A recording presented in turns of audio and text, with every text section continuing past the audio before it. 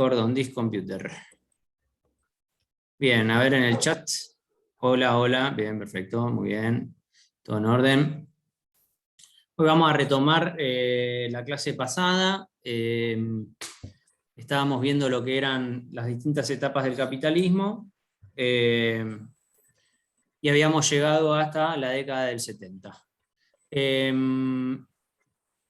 Donde empieza el neoliberalismo y demás. Y primero voy a retrotraerme un poco en los primeros periodos históricos para ver algunas transformaciones principales en lo que sería el mundo del trabajo, en la organización de los procesos de trabajo, y después vamos a adentrarnos bien en lo que es la etapa del neoliberalismo y lo que se llaman básicamente la globalización del capital y las cadenas globales de valor.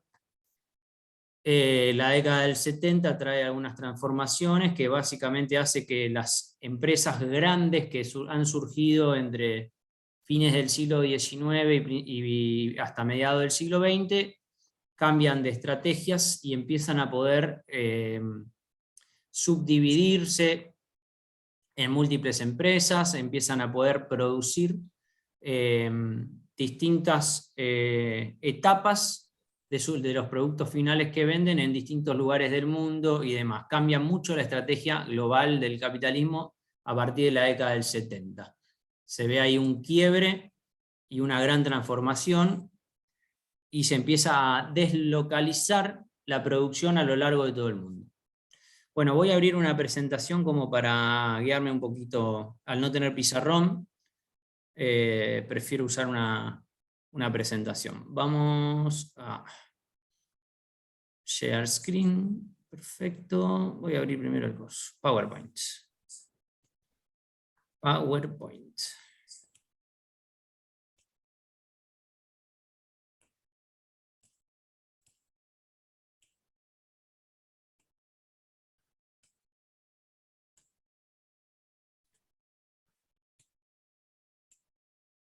Ahí entró Rauf también.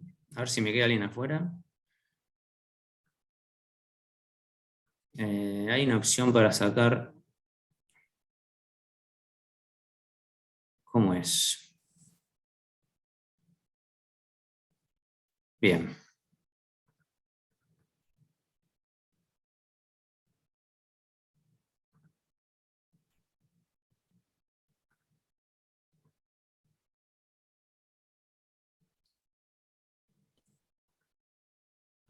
Ok, bien, todos deberían estar viendo que hice paradigmas productivos, Fordismo, Taylorismo, Toyotismo, cadenas globales de valor.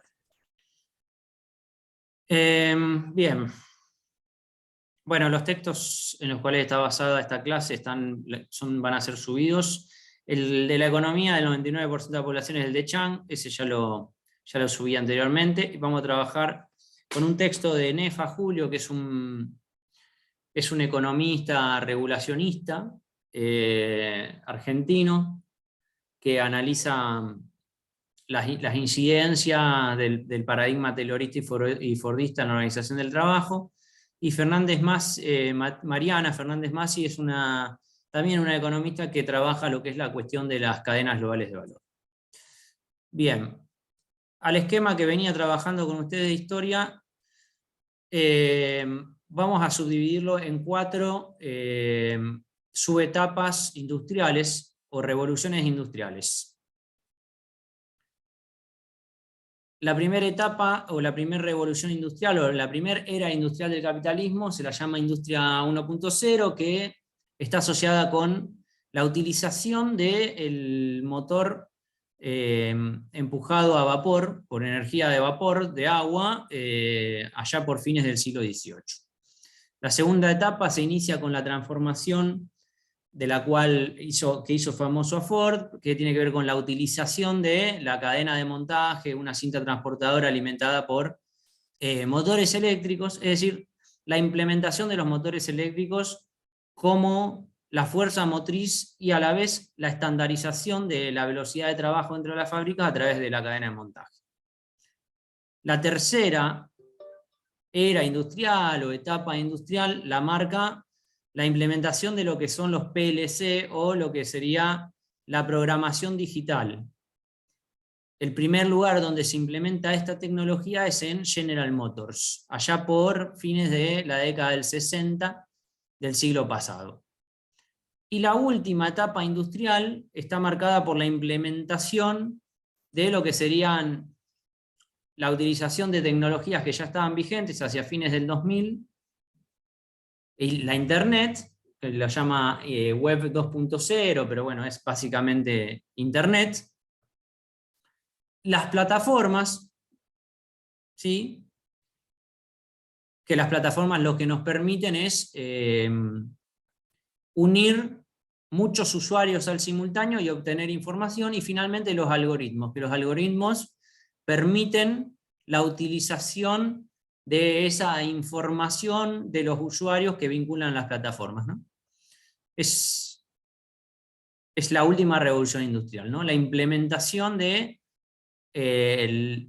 la Internet, es decir, una red de computadoras interconectadas de todo el mundo que permiten vincular muchos usuarios al simultáneo, pero a la vez permite que esa conexión de los usuarios genere información y a través de algoritmos lógicos articular, ¿no? Vender, promocionar, etc. Buscar segmentos de mercado, etc. Esa es la última transformación de acuerdo a estos pensadores.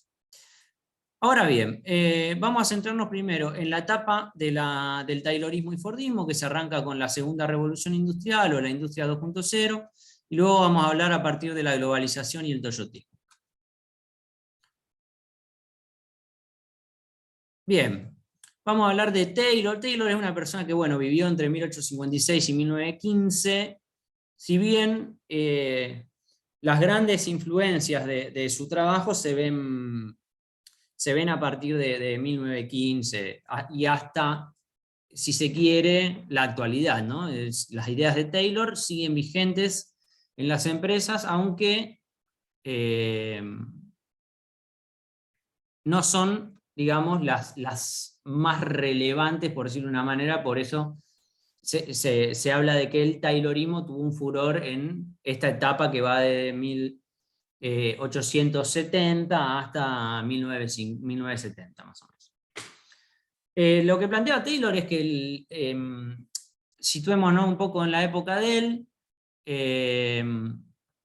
son grandes fábricas con muchas personas trabajando todavía, ¿sí? Si bien, insisto, ya se había mecanizado mucho, es decir, ya se había incluso implementado la cadena de montaje, pero no existían los robots, obviamente, ¿no?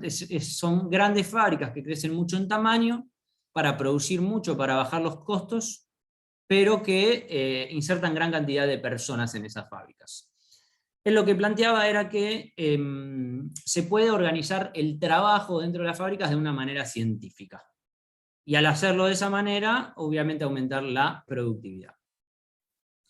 Otra de las ideas centrales, obviamente, esto es la organización científica del trabajo, significa disminuir tiempos ociosos de la mano de obra en estas fábricas. Otra de las cuestiones que establecía era que el salario por jornada era desventajoso para poder obtener una mayor productividad, con lo cual plantea la necesidad de cambiar la manera de hacer la remuneración, que la remuneración sea por unidad producida, ¿sí? Pasar de trabajar por un horario a trabajar por unidades productivas. Si producís más, cobras más; si producís menos, producís menos. Y finalmente lo que plantea es una división técnica del trabajo y una división social del trabajo. ¿Qué significa la división técnica del trabajo? Es subdividir las tareas necesarias para llevar a cabo todo un proceso productivo, subdividirlo en tareas que puedan ser estandarizables, ¿no? Tener una persona haciendo una parte del proceso productivo todo el tiempo y otra persona encargándose de inmediatamente lo que sigue, técnicamente. Y la división social de trabajo tiene que ver con salir de la dependencia de trabajadores que conocen y definen el proceso productivo para poder obtener un producto, a que en realidad los procesos o la serie de pasos para poder llevar a cabo una producción no la determine el trabajador, sino que la determine otra persona que no está en la planta directamente. Es decir, dicho de otra manera, tener ingenieros que diseñan los procesos productivos y por otro lado, trabajadores de planta que llevan a cabo lo que le dice el procedimiento que tiene que hacer. Cabe mencionar que hacia fines del siglo XIX, en muchas de las fábricas todavía los trabajadores llevaban sus propias herramientas, las herramientas no eran estándar, entonces las producciones obviamente no eran estándares y dependían, había un gran empoderamiento de los trabajadores en el sentido de que controlaban mucho más el proceso de producción, ¿no? Por eso esta nueva división que plantea Taylor busca eso, ¿no? Es poder estandarizar las tareas de manera de que el trabajador que se contrate no necesariamente tenga que tener una gran cualificación para poder llevar a cabo el proceso productivo, sino que el proceso productivo está estandarizado de una manera tal que, con las herramientas estandarizadas y el proceso estandarizado, personas que no tienen gran experiencia en el rubro o en la industria pueden llevar a cabo perfectamente las tareas para estar 6, 7, 8 horas produciendo. Eso es lo que planteaba Taylor. Estandarización de procesos, tareas, herramientas y finalmente, obviamente, para poder controlar más a los trabajadores, la utilización del cronómetro, estableciendo una pauta productiva para cada una de las tareas, ¿no? Hay un tiempo establecido para estas tareas que determina la planificación de los ingenieros. Esta jerarquía se completaba con lo que es la utilización de un nuevo agente en el proceso productivo, que es el que está encargado de hacer que estas cosas se cumplan, de cronometrar las tareas, de ver de que cumplan con las tareas asignadas, ¿no? Esta idea de el capataz, ¿no? El que está ahí en la planta y se encarga de que el personal que está al frente de la producción cumpla con los procedimientos establecidos, lleve a cabo el uso adecuado de las herramientas estándar que pone la que determina la empresa y también que cumpla con las pautas de trabajo y los tiempos de trabajo. Según esto, todo esto que le estoy diciendo está en el texto de NEFA, ¿eh? No es que ustedes tienen que anotar y más, o sí, el que les sirva anotar obviamente. Ahora bien, ¿cuál era la idea central para Taylor? Era que, de alguna manera, así como los neoclásicos se planteaban que el ser humano o el agente económico era egoísta y buscaba siempre su máximo beneficio o máxima utilidad cuando se encargan de analizar el consumo, Taylor planteaba de la base de que la gente era vaga, por esencia. O sea, uno puede venir de distintos lugares, lo que sea, pero hay una calidad, o una cualidad, mejor dicho, del ser humano de que siempre prefiere el ocio al trabajo. Entonces, había que articular el sistema productivo para que funcione en base a esta lógica de manera de maximizar la productividad de esas personas. Y es por eso es que plantea justamente esto, cambiar la remuneración. Las personas quieren su máximo beneficio, pero a la vez prefieren el ocio, prefieren vaguear. Entonces, tiene que haber una diferencia en una suerte de incentivos diferentes en el proceso productivo para que las personas produzcan más. Para eso se hace la remuneración por productividad. Y después, por otra parte, lo que plantea es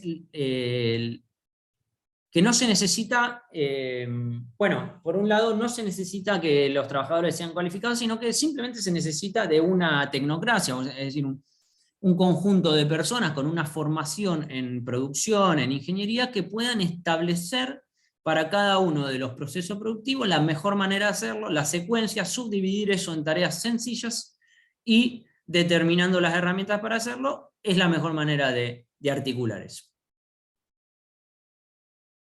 ¿Cuáles fueron los resultados de la implementación de esto? Primero que estas ideas de Taylor,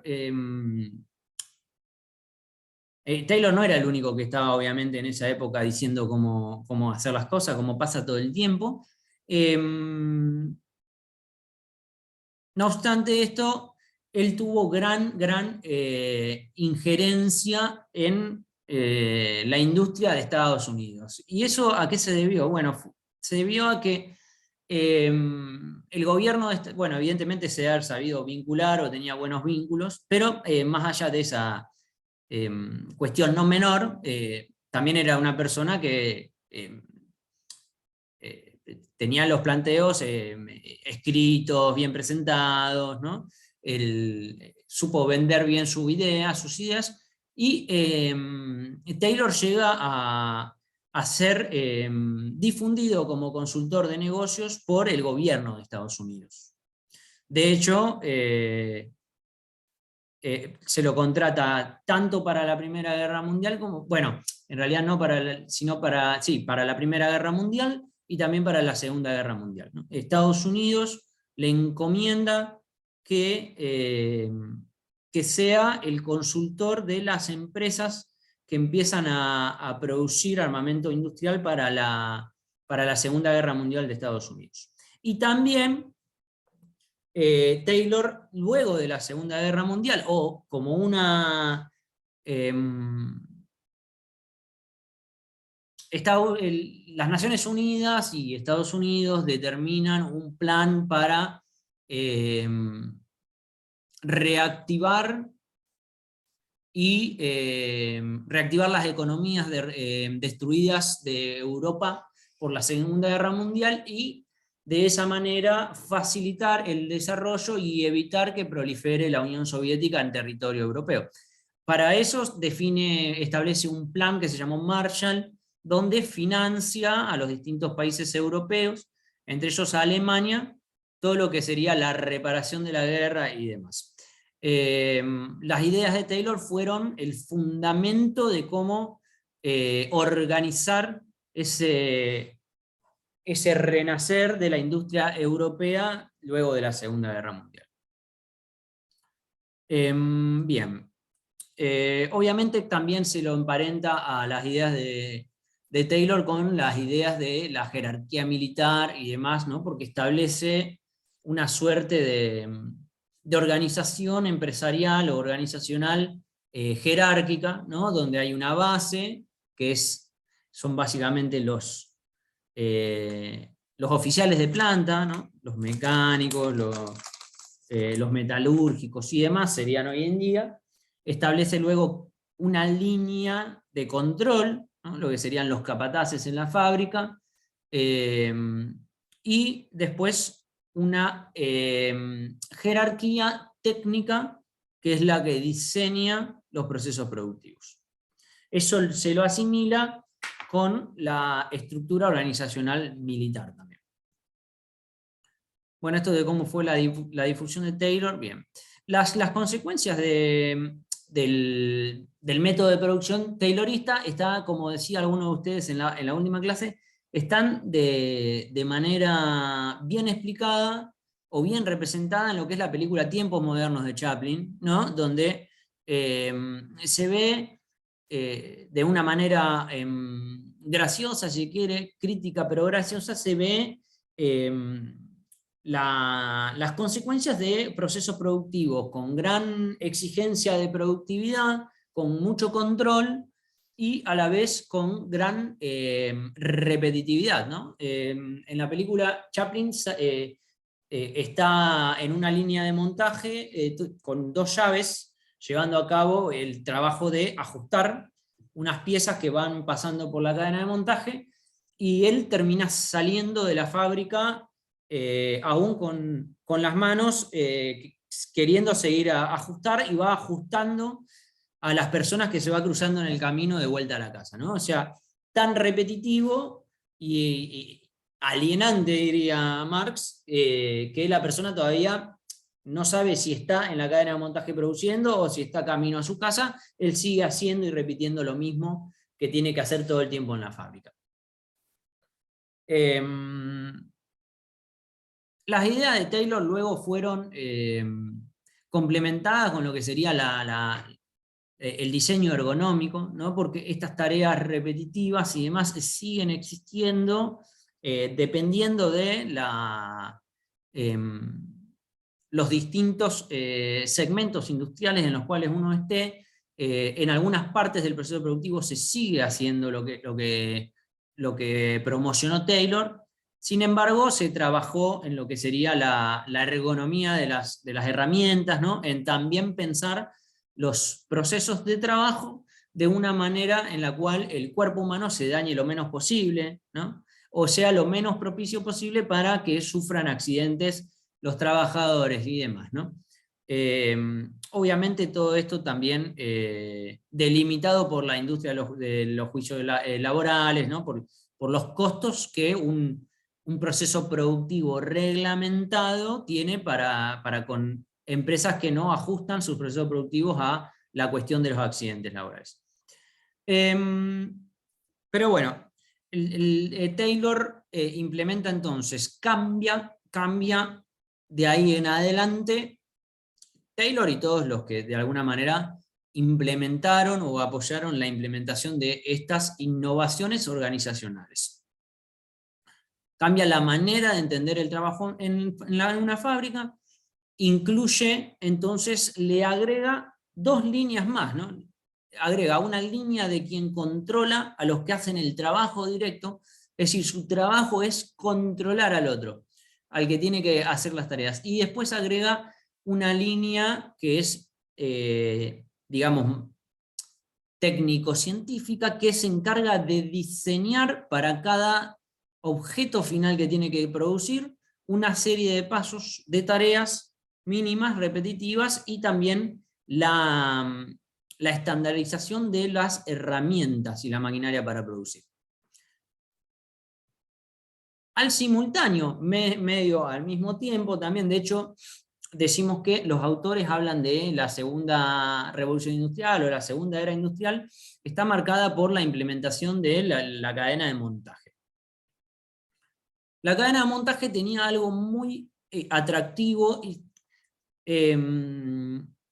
y no es Ford el primero que la utiliza. Se utilizaba básicamente en lo que eran los puertos para ir cargando la mercadería a barcos, ¿sí? Ford no fue el primero que lo usó. También lo usaban los mataderos para mover las reses de las vacas y demás. Ahí se ubica generalmente el origen, de todas maneras, de esta innovación técnica o sea, a ver, primero para que exista la cinta transportadora o la cadena de montaje, se inventaron, ¿no? Obviamente, los motores eléctricos.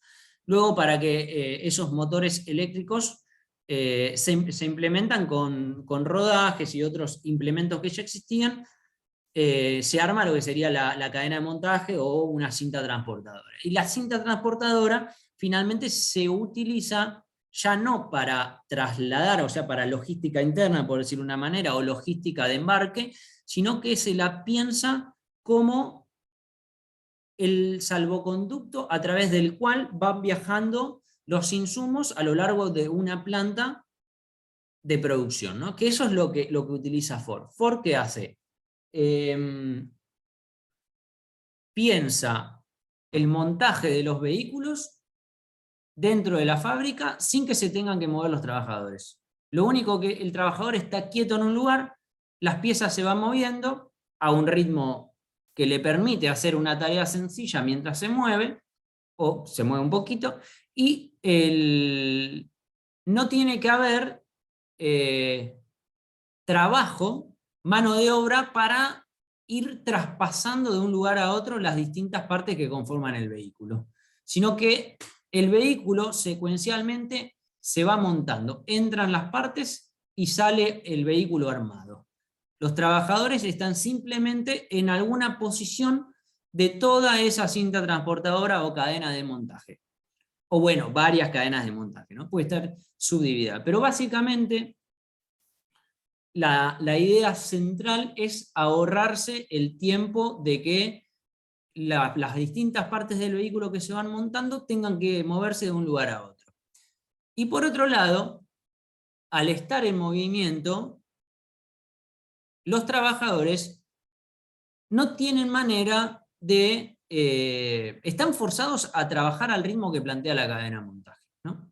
No se pueden detener a charlar un segundo porque la pieza que tenía que ajustar, o que tenía que montar, o que tenía que separar, o que tenía que ponerle un remache, o lo que sea, si no lo hizo en el momento, se movió, y el siguiente trabajador, en la secuencia productiva, no puede hacer su trabajo. Entonces, eso evidentemente, que con el control, que también lo utiliza, la cadena de montaje también necesita obviamente de un control directo, porque es necesario frenar la cadena de montaje si alguien no hace su trabajo en tiempo y forma, ¿no? Obviamente, todas estas técnicas, tanto la de Taylor como la de Ford, estaban acompañadas de una fuerte reglamentación que establece sanciones a quien no obviamente cumple con el proceso productivo. Ahí entró una compañera más. Bienvenida, compañera. Bien. Y otra de las características principales del Fordismo es lo que se llama el gigantismo o la integración vertical de la fábrica. ¿Eso qué significa?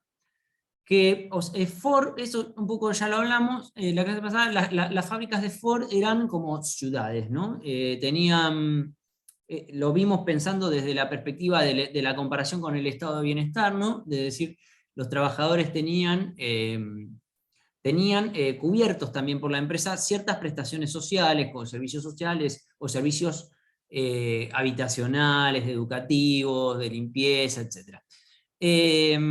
Pero a la vez de eso, Ford también empezó a... Hay otro compañero más esperando, Manuel Castillo. Bien. Ford también comienza a desarrollar todos los procesos productivos necesarios para hacer el vehículo. Es decir, se pone a producir energía eléctrica en su propia fábrica, hace primero la producción de las ruedas, cuando implementa el caucho también, la producción de los fierros que utilizan para montar el vehículo, los asientos, todo lo que necesitaba para hacer un vehículo estaba ahí mismo en el mismo predio. A eso se lo llama integración vertical. ¿Por qué integración vertical? Se piensa todos los procesos necesarios para hacer un producto final, se lo piensa como una línea vertical, o sea, como una serie de secuencias, ¿no? Si lo pensamos en el vehículo, tendríamos que arrancar en los insumos para hacer los fierros, los insumos para hacer las ruedas, los insumos para hacer las chapas, los insumos para hacer los clavos, ¿no? Todo lo que son insumos, que lo haga la misma empresa, ¿no? No comprarlo hecho y montar, sino que todos se hicieran en la misma fábrica. Eso se lo llama integración vertical.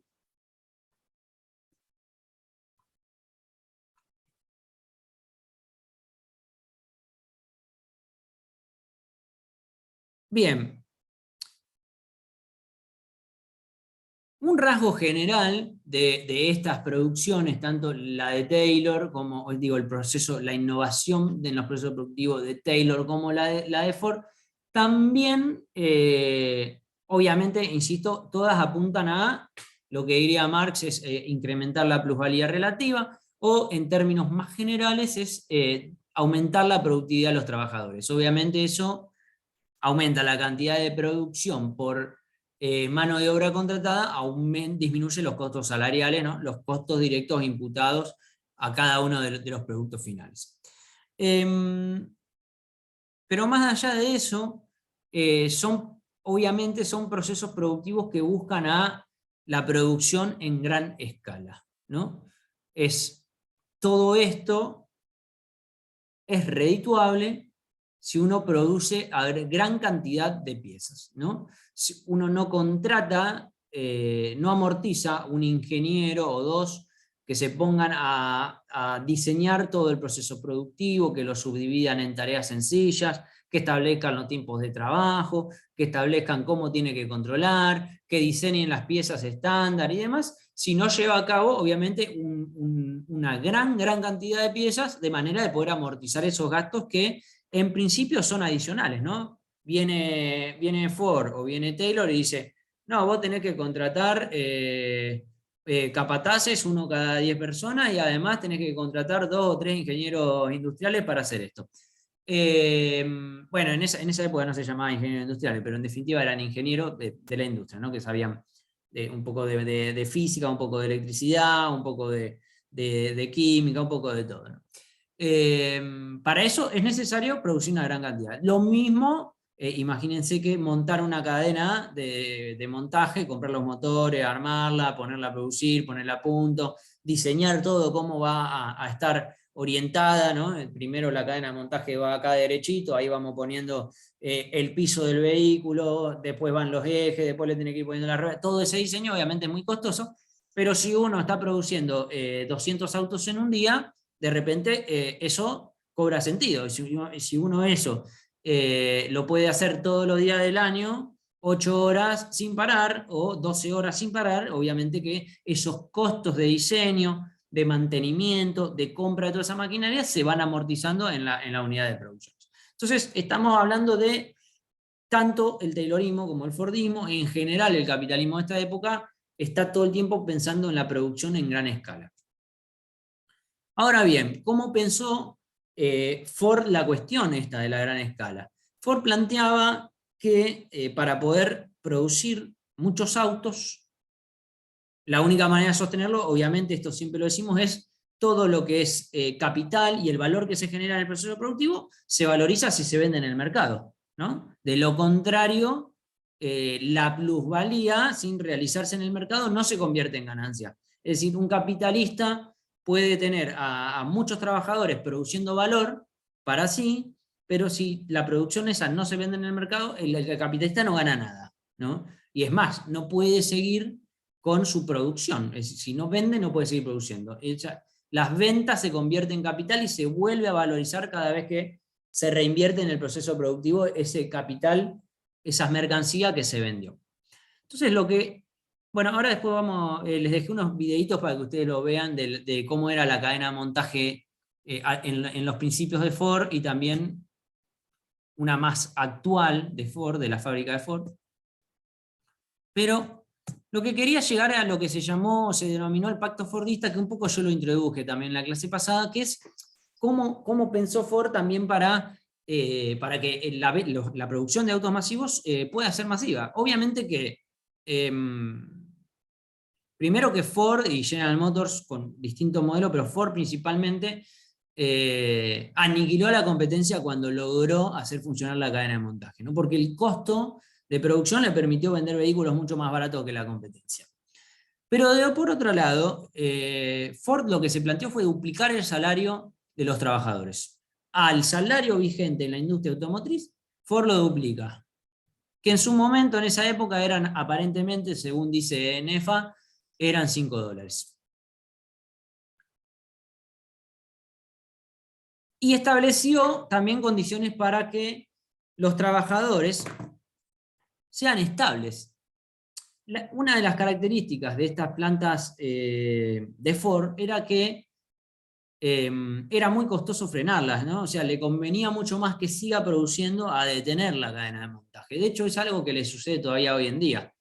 De hecho, muchas veces las automotrices pagan extras por trabajo nocturno y demás cuando tienen realmente la necesidad de incrementar la producción. El mundo cambió bastante, pero en esa época producían a toda marcha y para eso necesitaba que los trabajadores que eran estables se mantengan. Entonces establece lo que es el aguinaldo y la antigüedad, que serían beneficios para garantizar de alguna manera la continuidad de los trabajadores que ya están entrenados y que ya están acostumbrados a cumplir con esa rutina. Y también por ese lado piensa que la necesidad de resolver cuestiones que hacen a que la persona pueda presentarse todos los días a trabajar y cumplir con la jornada de trabajo, que en última instancia le garantiza que su fábrica no pare. Y de ahí viene un poco también esta idea de salario más alto para que pueda comprar y a la vez una vida más organizada para que puedan todos los días cumplir con la necesidad de esas fábricas de seguir funcionando, ¿no? Garantizar la estabilidad en la asistencia, garantizar la estabilidad en el tiempo de los trabajadores. Entonces, salarios más altos y organizarle la vida por fuera de su schedule o de su jornada de trabajo en la fábrica.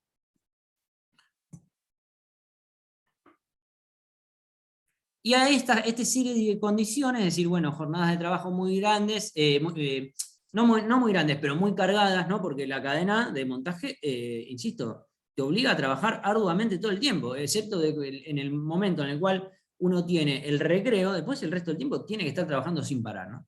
Eso es lo que genera la cadena de montaje como forma de trabajo.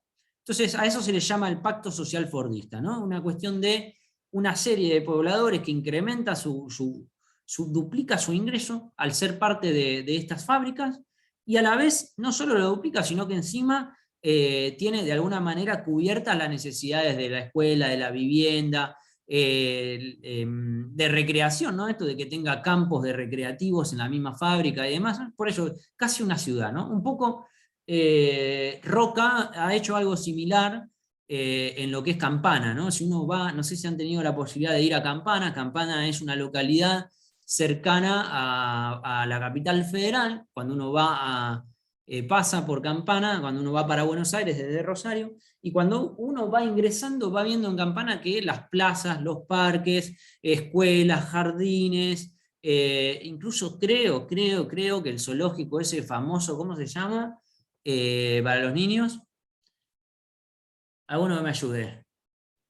Temaiken. Temaiken. Sí, sí. Está en Escobar, Temaiken. ¿Eh? Me parece que está en Escobar, Temaiken, no en Campana. Sí, pero lo hizo, me parece que Roca también, ¿eh?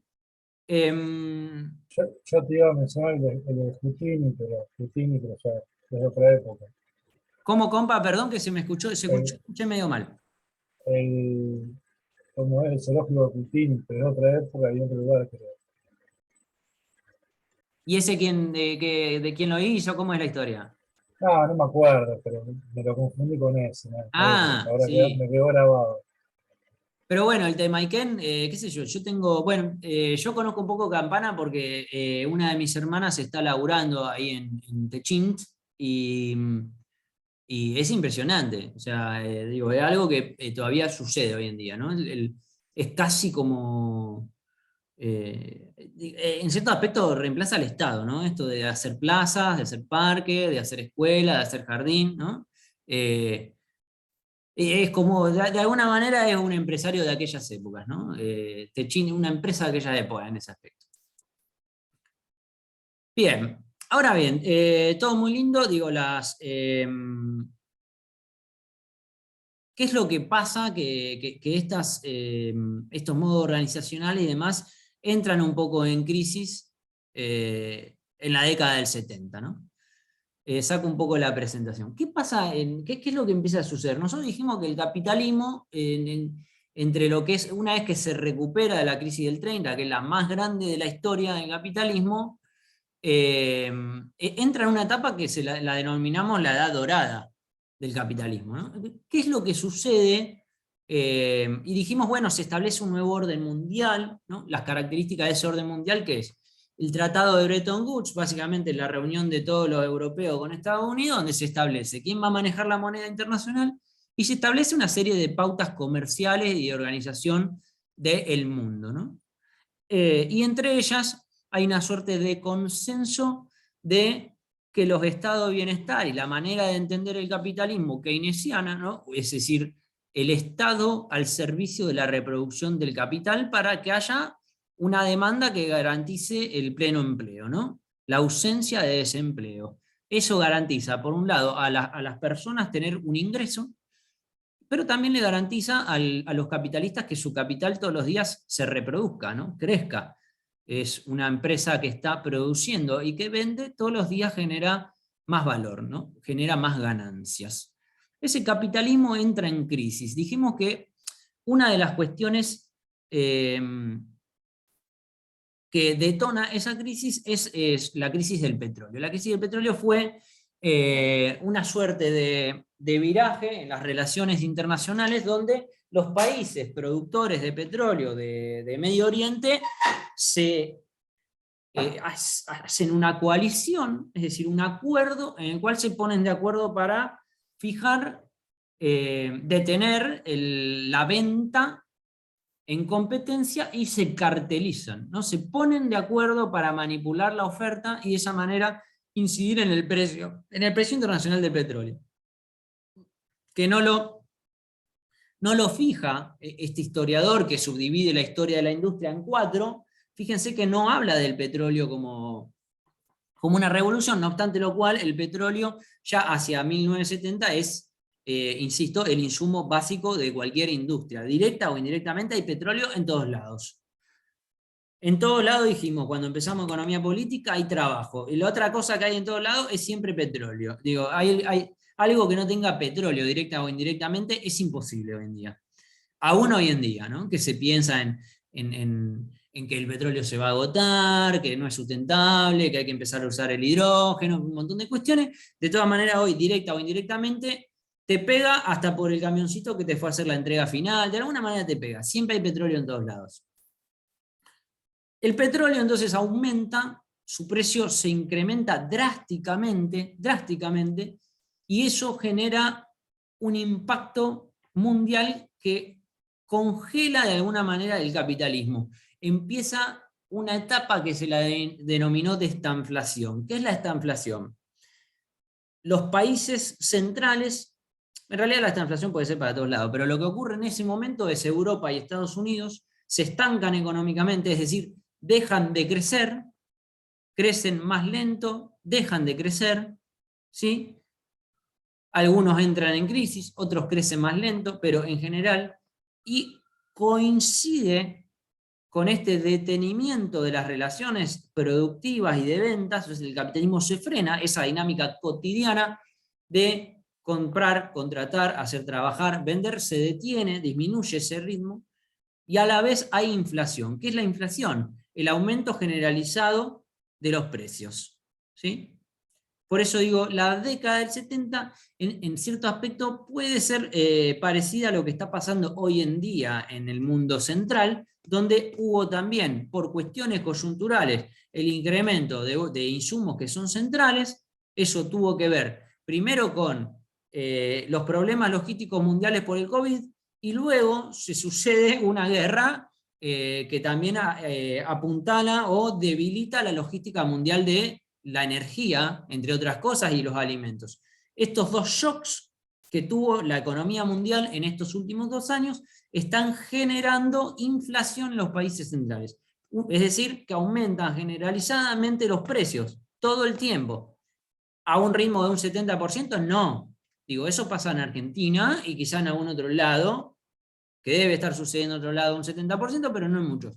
Ahora bien, no era algo normal que los países centrales tengan una inflación superior a un 0,3% anual. Digo, o sea, está teniendo tasas de un 2, un 3, un 4, un 5% anual.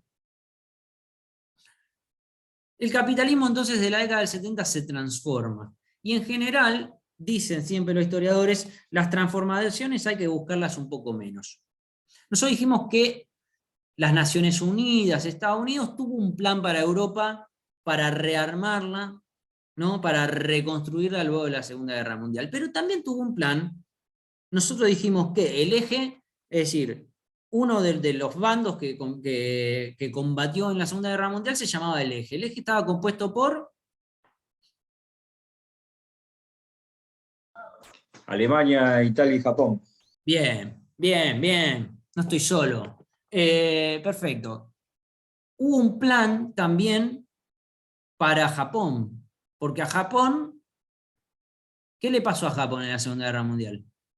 algo que es como histórico, icónico y que hoy en día se recuerda porque se está hablando de lo nuclear. ¿Qué pasó en Japón?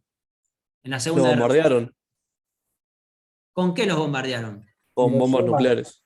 hablando de Hiroshima, Exacto. Hiroshima y Nagasaki, bombas nucleares.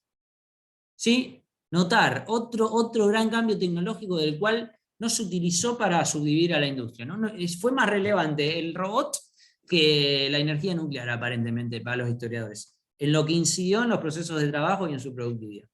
Ahora bien, Japón había que rearmarlo también, y Japón estaba geopolíticamente más cerca de la Unión Soviética que de Estados Unidos o las Naciones Unidas, por decirlo de una manera. Entonces también las Naciones Unidas tuvo un plan para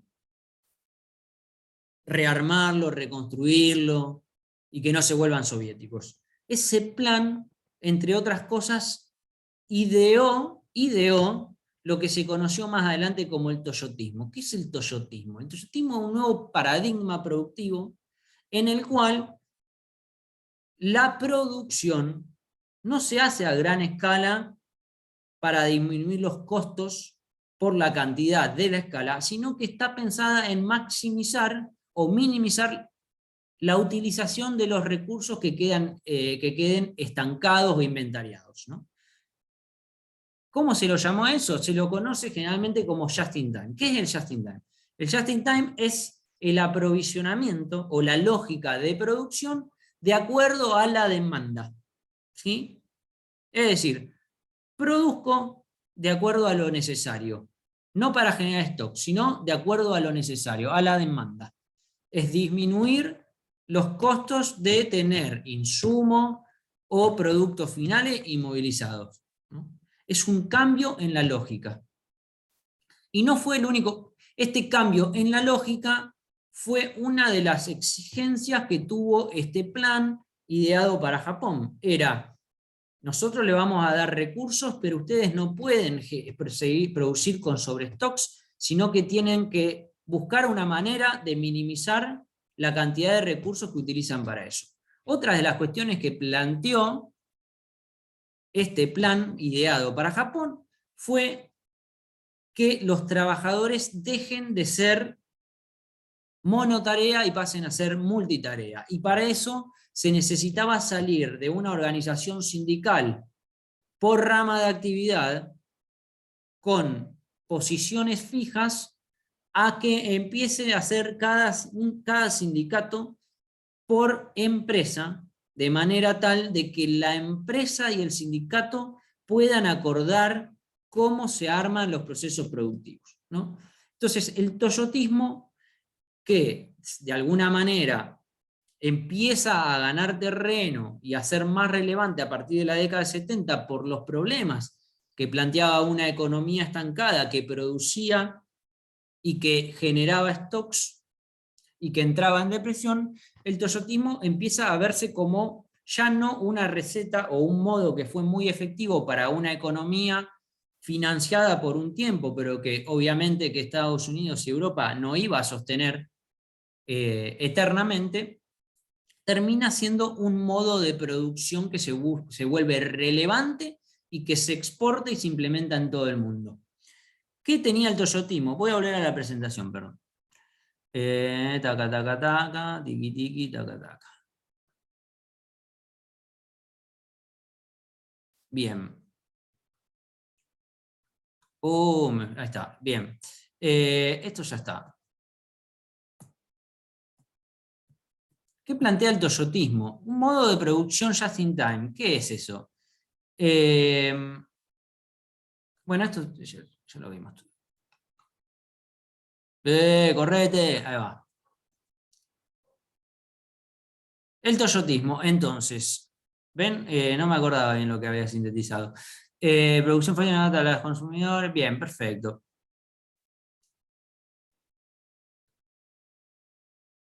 Entonces,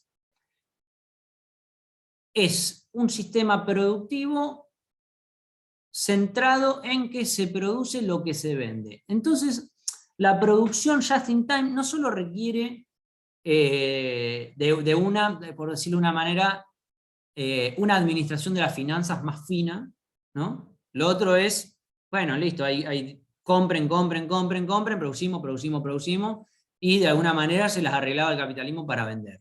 Bueno, Ford les dio mejores salarios, un montón de cuestiones, pero ese modelo de repente empieza a fracasar. ¿Qué plantea el toyotismo en ese aspecto? Ya es necesario de alguna manera atender más a la demanda de los consumidores, ¿no? Hay que empezar a competir para vender con otras empresas. Y eso requiere flexibilidad en la planta de producción, es decir, si de repente un vehículo se está vendiendo más que el otro, es necesario... bueno, aclaro que igual el toyotismo, Toyota, en principio no fabricaba autos, ¿no? Era como una empresa casi estatal de Japón. Es muy interesante la historia de Toyota. Pero fabricaba electrodomésticos, fabricaba maquinaria de refrigeración, era bastante amplio, no era tan acotado como lo conocimos al Toyota que uno conoce, ¿no? Era una empresa más bien bastante diversificada. Incluso hacía máquina de coser. Para eso te va a hacer. ¿Máquina de coser también? Sí, señor. Mirá, ahí está, ¿ves? Impresionante. Capaz que hasta llegaron a Argentina en la época de las máquinas de coser. Entonces, este capitalismo nuevo lo que pide es mayor flexibilidad en la planta de producción. Eso requiere trabajadores, sindicatos más flexibles. Eso de los sindicatos más flexibles se lograba a través de desarmar, que no sé, obviamente eso no se puede hacer. De hecho, en Argentina, la flexibilidad laboral en algunos rubros se logró en la década del 90 y en algunos todavía se quiere lograr. De hecho, si ustedes escuchan un poco las cuestiones las propuestas para el año que viene de algunos espacios políticos, entre ellos se sigue retomando el tema de la flexibilidad laboral. ¿Qué es la flexibilidad laboral? Es básicamente que la empresa, los procesos productivos sean más flexibles y que el trabajador tenga que adaptarse a esa flexibilidad, ¿no? No que sea alguien que tengo que contratar, este está contratado nada más para soldar. Bueno, no, falta alguien en montaje de ruedas. No, este nada más se le paga por soldar. Sí, pero hoy no hay que soldar, no importa, a este se le paga. Y tenés que contratar a otro que tiene que ir a montar las ruedas. Bueno, la flexibilidad laboral tiene un poco que ver con eso, la capacidad de que los procesos que llevan a cabo las personas cambien en el tiempo y de acuerdo a la necesidad del proceso productivo, o en este caso, de la demanda, o de un sistema just in time, ¿no? Mañana, o sea, de repente, el modelo que más está vendiendo bueno, no importa que estaba planificado producir 10 millones de Chevrolet Cruze. Vamos a hacer, no, la Ranger de Ford. Vamos a hacer ¿cómo se llama el sub de Chevrolet? Ay, ay, ay, ay, ay, ay, ay, ay, ay, ay. Google. Track.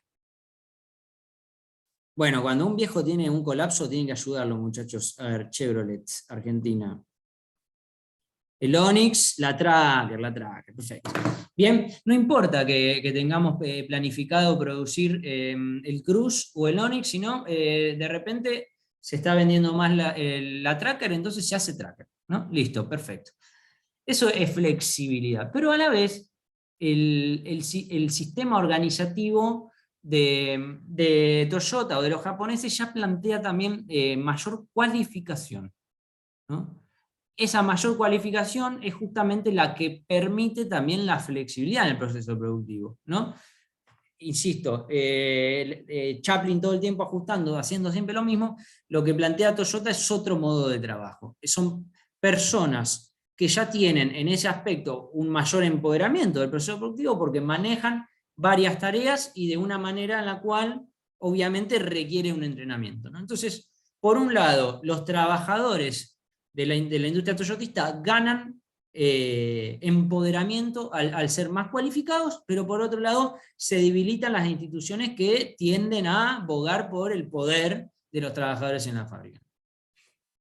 Toyotismo. Y centralmente es pasar de una industria guiada por la producción, por buscar la escala, a una industria que tiene que ser suficientemente ágil o flexible para minimizar los costos de stock, minimizar los costos financieros y a la vez poder responder a cuestiones cambiantes, ¿no? De repente se necesitan tener gamas de colores más amplias, ¿no? En la industria automotriz. Se requiere de repente no solo un auto de 4 puertas, sino, bueno, no, este modelo tiene que tener una versión sedán, una versión 5 puertas, la familia es grande, listo, hay que hacer un break, ¿no? Muchísima más flexibilidad también. Es más atender mercados o necesidades ya cada vez más diversas, ¿no? Diversas. Y para eso se necesitaban esquemas productivos más flexibles que el taylorismo o que el fordismo. Y otra de las cuestiones que tiene que ver justamente con la crisis también del fordismo y del taylorismo es que en la década del 70 o en todos estos años de gran progreso, vieron que la tecnología de alguna manera se transforma todo el tiempo y va cambiando todo el tiempo, ¿no? Y de una manera cada vez más acelerada.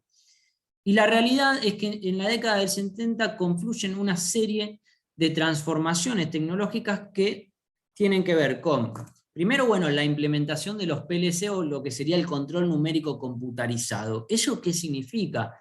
Significó básicamente la utilización de la robótica, de la electrónica, para poder controlar y manipular las máquinas que se utilizan en la producción.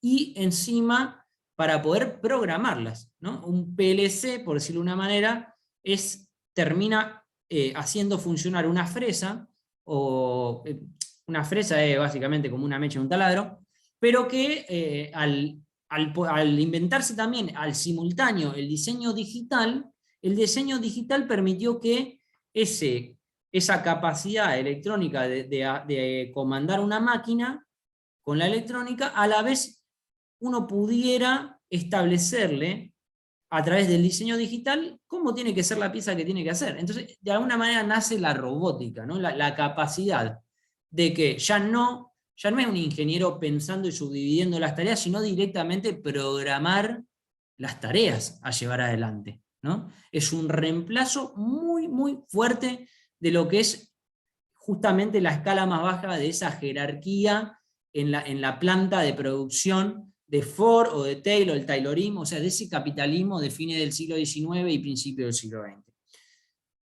A la vez, el diseño digital también que permite, básicamente, permite que uno pueda multiplicar fácilmente los diseños, ¿no? Es decir, en el antaño uno hacían un diseño, cuando diseñaban un vehículo, eran planos tipo lámina de dibujo técnico, ¿no? Grandes, qué sé yo, qué sé cuánto. De repente se inventa la digitalización y a la vez se establece lo que es empieza a existir lo que es la Internet, una red global en la cual uno se puede comunicar constantemente, rápidamente y transferir este tipo de información digital. Con lo cual, a partir de ese momento, no habría ningún problema en que el que diseñe los vehículos esté en Estados Unidos y que las máquinas que ejecutan ese diseño puedan estar en otro lugar del planeta donde los salarios son bajos. Y al simultáneo de que sucede esto también, confluye la innovación tecnológica de que se inventa lo que es la logística por container. La logística por container permite y agiliza y disminuye de una manera muy, muy grande los costos de trasladar las cosas en el mundo y agiliza ese proceso y garantiza la efectividad en el traslado de un lado al otro. Se acumulan, se apilan y listo. ¿No vieron vieron los barcos que van cargando container? ¿Cuántos llevan arriba? ¿Cuántas pilas llevan? Y la velocidad con la cual lo descargan es impresionante. Eso se implementa en la década del 70 también. Entonces, de repente, la década del 70 encuentra un capitalismo estancado, pero a la vez encuentra un montón de cuestiones que venía preparando el mismo capitalismo, transformaciones tecnológicas que de repente cobran sentido todas y al simultáneo. Las empresas grandes, con todas estas innovaciones, empiezan a implementar, a utilizar estas transformaciones tecnológicas para poder repartir su producción a lo largo del mundo. Y de esa manera bajar el costo de producción una vez más de los productos que hacen, ¿no? Entonces de repente empieza el milagro asiático, ¿no? El milagro asiático que, bueno, hay un montón de países que crecieron mucho en la década del 80, el 90, el 2000. Claro, bueno, todos los países que tenían personas disciplinares, o sea, es decir, amplias poblaciones que tienen gran capacidad de disciplinarlas y que por otro lado tenían salarios, podían pagar salarios bajos, entonces eran lugares muy, muy propicios para deslocalizar las producciones que se hacían en Europa o en Estados Unidos. Otra de las transformaciones de la década del 70, bueno, a esto se lo llama la globalización, ¿no? El capital de repente se globaliza, ¿sí?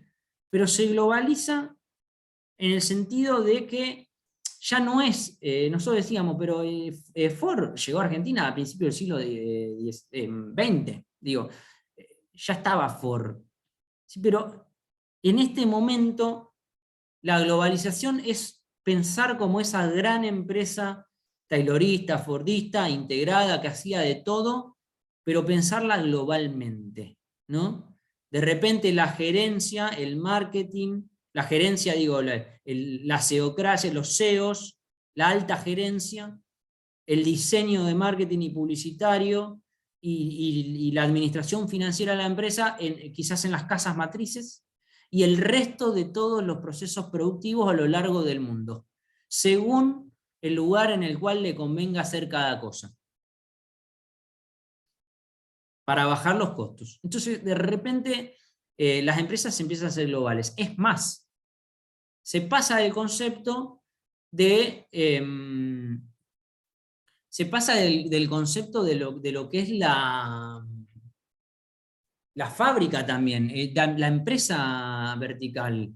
De repente se desarma toda esa cadena que verticalmente habían agarrado estas grandes empresas y se subdividen en otras empresas, ¿no? Entonces de repente la discusión del neoliberalismo o del 80 es si a la empresa le conviene producir algo o le conviene subcontratar a que otra empresa la haga, ¿no? Entonces, de repente, las empresas empiezan a no solo a estar deslocalizadas, sino que a la vez empiezan a confiar en el mercado, en las relaciones de mercado, para aprovisionarse de una manera que nunca había existido, ¿no?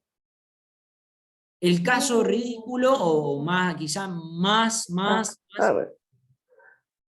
¿Cómo, compa?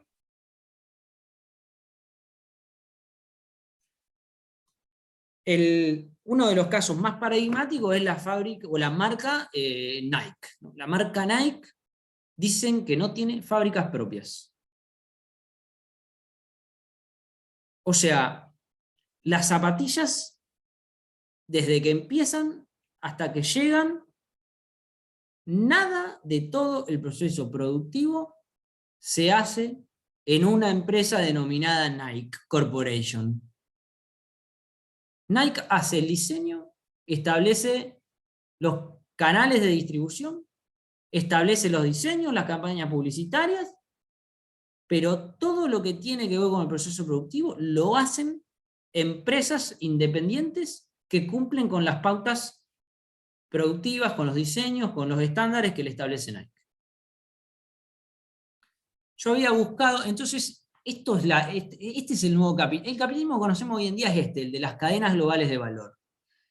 El de las empresas que no siempre son tan grandes como parecen, digo, son marcas muy grandes, pero su producción, o el porcentaje de la producción de lo que vende su marca, es cada vez menor llevada a cabo por esa misma empresa, y a la vez deslocalizado mundialmente. Este capitalismo es un capitalismo donde aumenta de gran manera el comercio de insumos intermedios, ¿no? Hay distintas localizaciones en el mundo donde se especializaron en ciertas producciones, ¿no? Digo, la electrónica obviamente en el sudeste asiático, ¿no? Por ejemplo, obviamente los minerales, o sea, la energía, los minerales y demás, en general es en Medio Oriente, en Sudamérica. Todo lo que tiene que ver con la parte del diseño, la publicidad, la identidad de marca, la difusión y los diseños de la finanza y de la comercialización de las cosas en el norte, y lo más primario o lo más fabril en el sur del planeta. Hay una... Ahora vuelvo a la crisis... ¿Qué hora es? Uy, terrible. Y 20. Quería mostrarles una infografía, acá, esta. Una infografía que no sé quién fue el crack que la armó, pero es de iPhone, de cómo lleva a cabo su proceso productivo, cómo tiene organizada la producción. La van a ver en detalle, después la pueden ver en detalle más grande en su casa y demás, pero este mapita va identificando, por color te va diciendo, ¿no?, el montaje donde se hace en África. La fabricación de los principales componentes. Celestito. ¿Dónde está el celestito? Acá. Y acá. Javier, Sí. una consulta. ¿Tendrá Sí. algo que ver lo que vas a hablar ahora con el tema de la mano de obra barata? ¿Puede ser? Una de las cuestiones por las cuales las empresas, o sea, centralmente tiene que ver con, obviamente, con la obtención de ganancia. Las empresas cambian de estructura organizativa porque encuentran medios para poder desplazarse mundialmente sin tener pérdida de injerencia en la calidad de sus productos, de hecho, ¿no? Es decir, si uno se pone a pensar, digo, no sé si alguno ha tenido la experiencia de estar al frente de algún proceso productivo, de tratar de organizar algo, y lo difícil, entró alguien más, impresionante. Bien,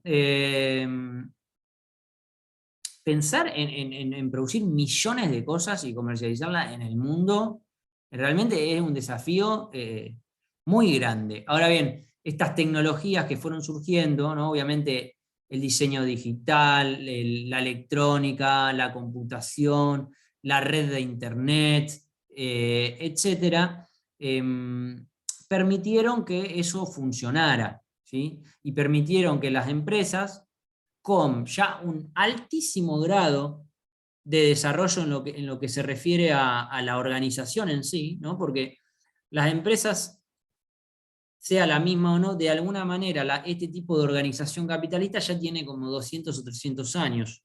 Entonces, la noción de cómo reglamentarse, cómo articular muchas personas trabajando, digo, no nos olvidemos que somos todos particulares. Y estas empresas de repente organizaron procesos de producción y distribución mundialmente con distintas culturas.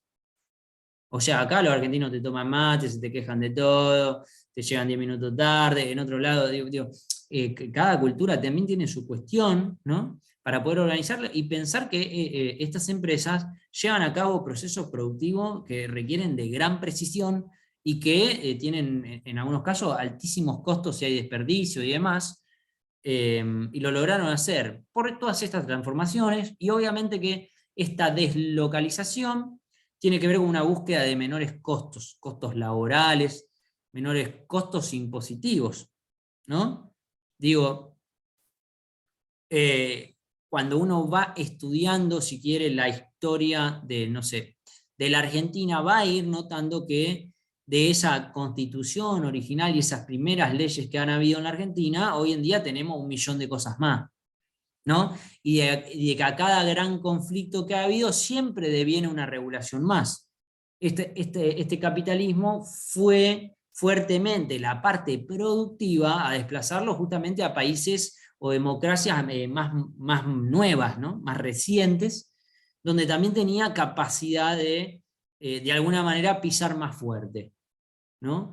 Hay un documental que se los voy a compartir, que muestra qué es lo que le está pasando a los capitales chinos que están yendo hoy en día a posicionarse en Estados Unidos para producir, ¿no? Para sortear la protección comercial que hace Estados Unidos, van directamente a producir a Estados Unidos, y cómo chocan contra organizaciones, contra unions, contra sindicatos que están mucho más fuertemente establecidos que en China, ¿no? Y que de repente los chinos llegaban pensando que podían reproducir el modo de producir en China, y para ellos les resulta imposible hacerlo en Estados Unidos.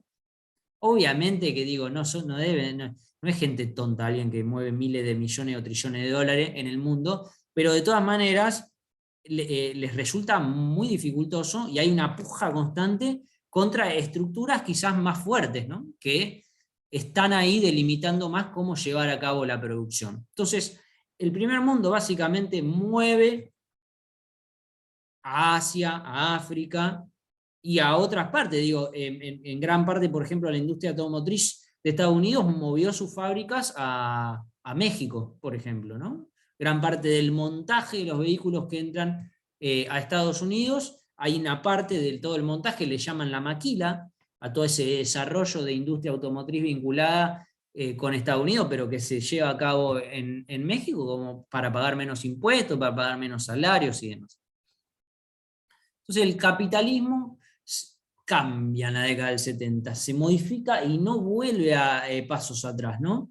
Las grandes empresas de los grandes países se mueven por todo el mundo, y si no establecen fábricas propias, organizan, establecen con normas de calidad, ¿no? La norma de calidad es tan importante porque facilita la estandarización de la producción, ¿no? Hoy en día, cuando General Motors, por ejemplo, en Argentina, los amortiguadores no los fabrica General Motors. Hay muchas piezas que vienen importadas, hay otras piezas que se producen en la industria nacional, pero que no están a nombre de General Motors, ¿no? Todo el proceso productivo, toda la contratación, ya sea del montaje de la fábrica, se hace cargo de los trabajadores, el juicio laboral o no, todos esos riesgos son trasladados a empresas más pequeñas, que de alguna manera dependen, no de alguna manera, de toda manera dependen del dueño de la marca, ¿no? De la empresa principal que controla la cadena total de esa producción, y le establece las pautas de producción, le establece los plazos, la calidad, qué insumos tiene que tener, y hasta le exige normas de calidad, de higiene y demás, ¿no? De alguna manera es un capitalismo que la empresa se hizo demasiado grande, por decirlo de una manera, ¿no? La empresa se achicó. Estas transformaciones le permitieron ya tener estructuras organizativas más pequeñas y en ese aspecto descentralizarse, ¿no? Encargarle quizás a terceros la producción sin perder el control del proceso productivo, sin perder el control del costo de sus productos. Pues, es decir, digo, Apple no va al mercado a comprar los insumos. O sea, le fija a quien le fabrica el microchip, le fija el valor, ¿no? Le fija al que le hace la partecita de plástico del lado de atrás, que tiene la perforación de las camaritas, le fija el precio a la empresa china que se la hace, ¿no?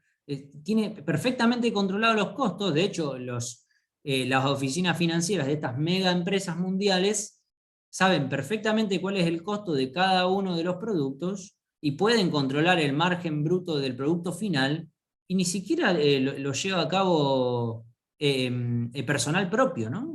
Son otras empresas las que lo hacen. Entonces, en la década del 70, el neoliberalismo es un nuevo capitalismo, ¿no? Por eso también el neoliberalismo, ¿no? Porque cambia tanto el mundo, tan de golpe, admite tantas cosas nuevas en términos organizativos, que las empresas cambian robustamente sus estrategias. Totalmente las estrategias. Se vuelven globales, y ya no necesitan controlarlo todo, tenerlo en su fila, sino por lo contrario, les resulta más redituable cuanto menos personas trabajan para la empresa. Y cuantas más personas, o más, no personas, más empresas dependen de cada vez más de empresas, pero pudiendo ejercer un control tal de que todos los días producen sin ningún problema, ¿no? Y a menores costos. Y encima lo hacen en distintas regiones del mundo. De hecho, véanla después con tranquilidad, esta infografía de Apple, cómo monta finalmente lo que es el iPhone, es impresionante. Es impresionante. O sea, en Estados Unidos no se hace nada. No se hace nada. Es una empresa icónica del capitalismo actual. ¿No? Es como, de repente, el celular de Estados Unidos es, ¿no? Porque Samsung, Motorola, es todo japonés eso. Es la empresa de telefonía, de smartphones, y no hace nada en Estados Unidos. Nada de lo que tenga que ver con la producción. Bueno, preguntas, respuestas, críticas, díganme algo. Me cansé de hablar.